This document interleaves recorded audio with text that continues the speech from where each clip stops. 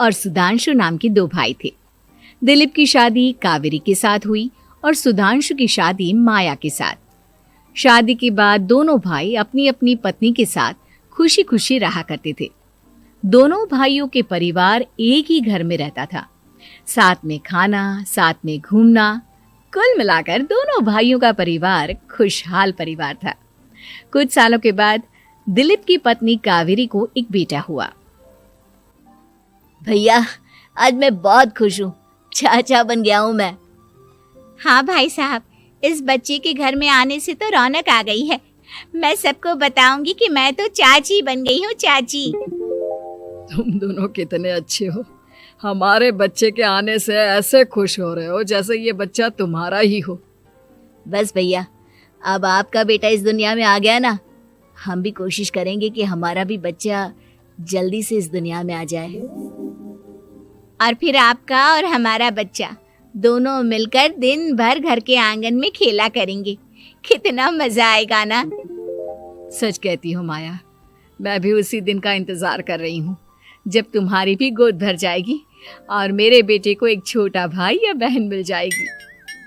1 साल बीत जाता है। दिलीप और कावेरी का बेटा अब 1 साल का हो चुका था, लेकिन सुधांशु और माया की कोई औलाद नहीं होती। माया, लगता है कि हमारी जिंदगी में बच्चे का सुख ही नहीं है। ऐसा क्यों कहते हैं?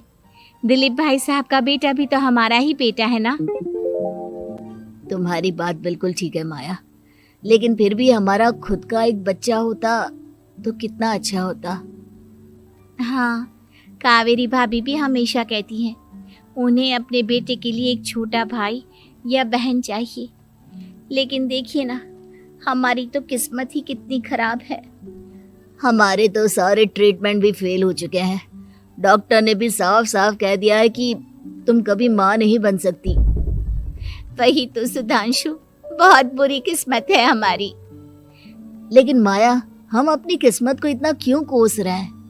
हम दिलीप भाई साहब के बेटे को अपने बेटे की तरह ही प्यार कर सकते हैं ना। हाँ जी, बिल्कुल सच कहा। मैं भी वैसा कर सकती हूँ।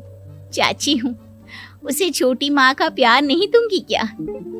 कुछ दिनों के बाद दिलीप का एक दोस्त दिलीप से मिलने के लिए आता है। अरे क्या बात है दिलीप, बधाई हो बधाई। और घर तो काफी बड़ा है तुम्हारा। वैसे तुमने अपने बेटे के बारे में क्या सोचा है? भैया, और क्या सोचेंगे, बस उसे पढ़ा लिखा कर अफसर बनाएंगे, उसकी पढ़ाई पर खर्च करेंगे। अरे भाभी, आपकी तो इतनी सारी प्रॉपर्टी है, आपको किस बात की चिंता? ले देकर एक बेटा ही तो है। अरे नहीं दोस्त, तुम गलत समझ रहे हो। इस घर में मैं और मेरा छोटा भाई दोनों रहते हैं। इस घर का आधा हिस्सा मेरे छोटे भाई का है। अच्छा, कितने बच्चे हैं तुम्हारे छोटे भाई के? भैया, उनके साथ ना कुछ प्रॉब्लम है। मेरी देवरानी कभी माँ नहीं बन सकती। अरे फिर किस बात की चिंता? अरे मैं तो कहता हूँ अपने बेटे के भविष्य के बारे में सोचिए ही मत। बस ये घर उसके नाम करवा दीजिए। देखिए, आपके भाई का भी कोई बच्चा नहीं है तो सब कुछ आपके बेटे को ही मिलना चाहिए। लेकिन ऐसा करना क्या सही होगा? अगर उनका बच्चा नहीं है तो क्या हुआ? ये घर आधा उनका है, उनकी जो मर्जी है वो करें। अरे कैसी बात करते हो? उनकी कोई औलाद नहीं है, वो क्या करेंगे प्रॉपर्टी अपने नाम रखकर? हाँ, वैसे भाई साहब आपकी बात तो बिल्कुल सही है। अब जो कुछ भी है वो हमारे बेटे का ही तो है। आखिर वही तो इस घर के वंश को आगे बढ़ाएगा। मैं कल ही देवर जी से बात करती हूँ। अगले दिन सुधांशु और माया, इधर आओ। तुम दोनों से एक बहुत जरूरी बात करनी है मुझे। बताइए ना भाभी, क्या बात है? आपको कहीं जाना है तो आप अपने बेटे को मेरे पास छोड़कर जाइए, मैं ही पूरा दिन रख लूंगी उसे। अरे नहीं माया, वो तो मुझे पता है। मैं किसी और चीज के बारे में बात करना चाहती हूँ। बताइए ना भाभी, क्या बात है? देखिए देवर जी, आपका कोई बच्चा है नहीं, लेकिन मैं जानती हूँ कि आप हमारे बेटे को अपने बेटे की तरह ही प्यार करते हैं। भाभी, बेटी की तरह नहीं, वो हमारा ही बेटा है। मेरे लिए तो वो मेरा ही बच्चा है। वही तो फिर क्यों ना ये सारी प्रॉपर्टी हम मेरे बेटे के नाम करवा दे, क्योंकि तुम्हारा हो या मेरा, हम सबका एक ही तो है बेटा। लेकिन भाभी अभी तो वो सिर्फ 1 साल का है, अभी से प्रॉपर्टी उसके नाम करवाने का क्या मतलब है? देखिए देवर जी, जो काम जितना जल्दी हो जाए ना उतना अच्छा। आने वाले वक्त का क्या भरोसा। भाभी भरोसा क्यों नहीं, हम तो हमेशा आपके बेटे को माँ बाप की तरह ही प्यार करेंगे। हाँ, लेकिन फिर भी मैं चाहती हूँ कि ये सारी प्रॉपर्टी मेरे बेटे के नाम हो जाए। अब मुझे नहीं लगता तुम दोनों को इसमें कोई भी परेशानी होगी, है ना? भाभी वैसे तो आप जो कह रही हैं वो बहुत जल्दबाजी है, लेकिन फिर भी अगर आपको ऐसा लगता है तो ठीक है, कल ही प्रॉपर्टी के पेपर बनवा लीजिए, मैं और माया उस पर साइन कर देंगे। इस तरह से अगले दिन प्रॉपर्टी के पेपर बनवाकर सारी प्रॉपर्टी दिलीप और कावेरी के बेटे के नाम पर करवा दी जाती है। कुछ दिनों के बाद सुधांशु, सुबह सुबह ये कौन लोग आ गए हैं तुम्हारे घर पर? भैया वो ऊपर वाला कमरा खाली पड़ा था ना, सोच रहा था किराएदार रख देता हूँ। लेकिन किराएदार रखने से पहले आपने हमसे पूछा भी नहीं। भाभी इसमें आपसे पूछने वाली क्या बात थी, हमें एक ही कमरे की जरूरत थी, इसलिए सोचा दूसरा कमरा किराए पर दे देते हैं, कुछ इनकम हो जाएगी। अरे माया, ये सारी प्रॉपर्टी अब मेरे बेटे के नाम पर है और यहाँ पर जो कुछ भी होगा उसके लिए तुम्हें मेरी या दिलीप की परमिशन तो लेनी पड़ेगी ना। हाँ सुधांशु, तुम्हारी भाभी ठीक ही तो कह रही है। अब देखो, तुमने खुद अपने हाथों से ये प्रॉपर्टी हमारे बेटे के नाम की है, वो अभी बहुत छोटा है, तो इस घर से रिलेटेड सारे फैसले तुम्हें हमसे पूछ कर लेने चाहिए। भाभी हमें तो लगा था कि आप हम लोगों से बहुत प्यार करती हैं, लेकिन आप तो हमारे साथ भेदभाव करने लगी। अरे इसमें भेदभाव करने वाली क्या बात है? और मैंने कौन सा तुमसे कुछ गलत मांग लिया? अरे ले देकर मेरा बेटा इकलौता इस पूरे वंश का वारिस है, सब कुछ उसके नाम है। तुम्हें इस बात से जलन क्यों हो रही है? भाभी माया को जलन नहीं हो रही, वो तो बस ऐसे ही कह रही थी। सब जानती हूँ मैं, इसकी खुद की तो कोई औलाद पैदा नहीं हुई, बस इसीलिए जब देखो तब मेरे बेटे पर बुरी नजर डालती रहती है। देखो माया, कावेरी तुमसे बड़ी है, वो जैसा कहती है वैसा करो।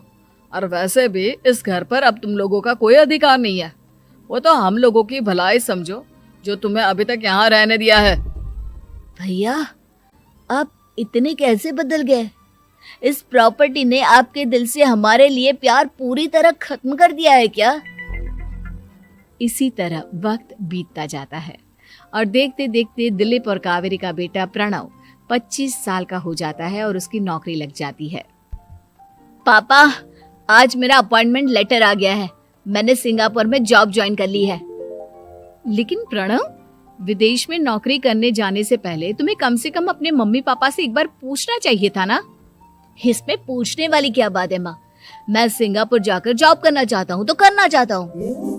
देखो प्रणव, हमने तुम्हारे लिए इतनी सारी प्रॉपर्टी यहाँ पर रखी हुई है, उन सब का क्या होगा? यहाँ रहो, बिजनेस करो।